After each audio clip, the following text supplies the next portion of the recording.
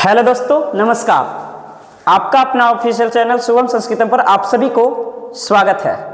आज बहुत ही एकदम अलग मोमेंट है, अलग अंदाज है कि आज सभी लोगों का, सभी परीक्षार्थियों का संस्कृत का पेपर था और जब मैंने संस्कृत का प्रश्न पत्र देखा तो मुझे बहुत अच्छा लगा।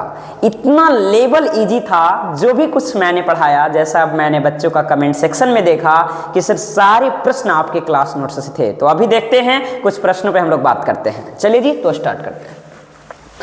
आज हम लोग लेकर चलते हैं संस्कृत, और संस्कृत का सब्जेक्टिव, क्योंकि वस्तुनिष्ठ प्रश्न तो इतना इजी था कि उसको करवाने की कोई जरूरत ही नहीं है। सबसे पहले मैंने प्रश्न पत्र को देखा तो सबसे पहला क्वेश्चन मुझे बच्चों ने कमेंट किया कि सर आप जो पहला क्लास में सिखाया था कि वेदांग कितने होते हैं सर, वो आ गया था।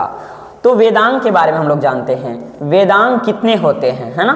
तो वेदांग के बारे में मैं आपको बता दूं कि वेदांग जो होते हैं, वेदांग वो टोटल 6 प्रकार के होते हैं।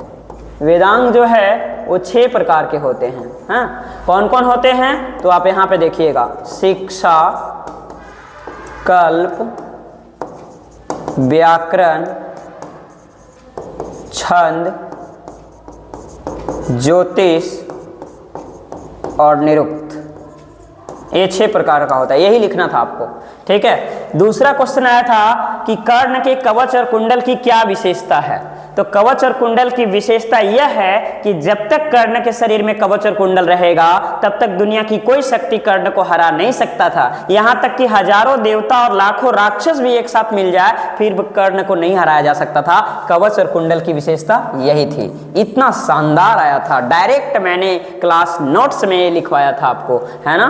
तीसरा प्रश्न है ना, स्वामी दयानंद सरस्वती मूर्ति पूजा के विरोधी क्यों बन गए, है ना। तो इसके बारे में मैं आपको बता दूं कि स्वामी दयानंद सरस्वती मूर्ति पूजा के विरोधी इसलिए बन गए क्योंकि स्वामी दयानंद सरस्वती के माता पिता शिव भगवान के बहुत बड़े उपासक थे, और बहुत बड़े उपासक होने के नाते उन्होंने माता पार्वती और भगवान शंकर के प्रतिमा के नीचे शिवरात्रि में उन्होंने लड्डू चढ़ाया था। लेकिन कुछ देर के बाद उधर से एक चूहा आया और उस लड्डू को जूठा कर दिया। इस घटना को स्वामी दयानंद सरस्वती ने अपनी आंखों से देख लिए। यही कारण है कि स्वामी दयानंद सरस्वती ने मूर्ति पूजा के विरोधी बन गए। बस इतना लिखना था आपको, ज्यादा कुछ लिखने की जरूरत नहीं थी। और सत्य की विशेषता के बारे में पूछा गया था, जो कि ये क्वेश्चन मंगलम चैप्टर से है, और मंगलम का 3रा श्लोक है। मंगलम का 3रा श्लोक में सत्य की महत्ता बताया गया है। इसमें आपको ये लिखना था, श्लोक ये है, सत्यमेव जयते नानिर्तम सत्येन पंथा विततो देवयान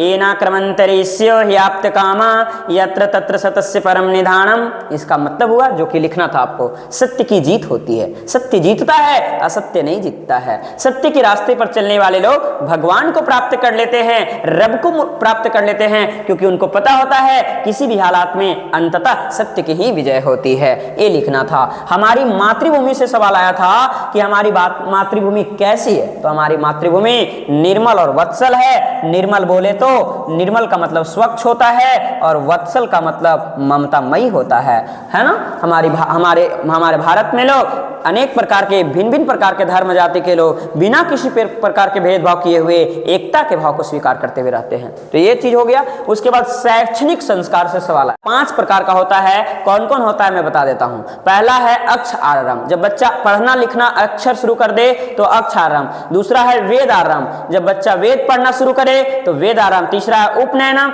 जब गुरु के घर में प्रवेश ले ले, गुरु के यहाँ इंस्टीट्यूट में नामांकन ले ले तो उसको हम उपनयनम के शांत संस्कार को गोदान संस्कार कहते हैं। और लास्ट में समापवर्तन संस्कार होता है, जो लास्ट में गुरु के द्वारा शिक्षा दीक्षा जब कंप्लीट हो जाए तो कुछ उपदेश दिया जाता है गुरु के द्वारा शिष्य को, उसको समापवर्तन संस्कार कहते हैं। तो ये 5 प्रकार का होता है, 5 का नाम लिखना था। मूढ़ चेता नराधमा।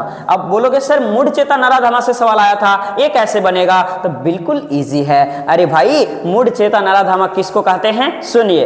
इस नीति श्लोका का ये दूसरा नहीं 3रा श्लोक है। अनाहुत प्रविशति अप्रीषितो बहुभाष्यते अविश्वस्ते विश्वसेति मूढ़ चेता नराधमा, मतलब बिना अनुमति के कहीं भी प्रवेश नहीं करना चाहिए, जब तक पूछा न जाए तब तक नहीं बोलना चाहिए। ऐसा आचरण रखने वाला व्यक्ति अविश्वासी होता है। इस अविश्वासी व्यक्ति पर जो विश्वास करता है वो नीच कोटि के माने जाते हैं। वही नराधमा का हिंदी हुआ नीच कोटि, है ना, तो मूर्ख को कहा गया है ऐसा।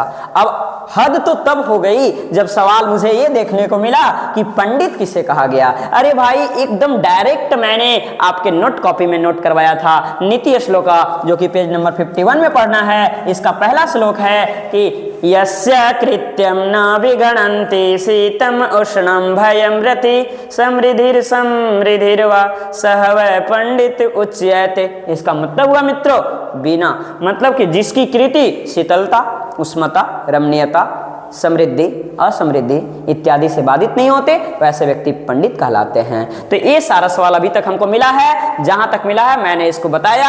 आगे भी मिलेगा तो मैं आपको कंफर्म करके बिल्कुल वीडियो अपलोड करूंगा। अगर वीडियो अच्छा लगा तो अवश्य सब्सक्राइब करें, लाइक करें और शेयर करना ना भूलें। इस प्रकार से आप देखेंगे अगर मेरा पढ़ाया हुआ एकदम 100 में 100 मार्क्स अगर मैच किया है तो कमेंट सेक्शन में जरूर बताइएगा कि आपका संस्कृत का पेपर कैसा गया, और इस कमेंट का मैं बिल्कुल बेसब्री से प्रतीक्षा करूंगा। तब तक के लिए बहुत बहुत धन्यवाद, शुभकामनाएं।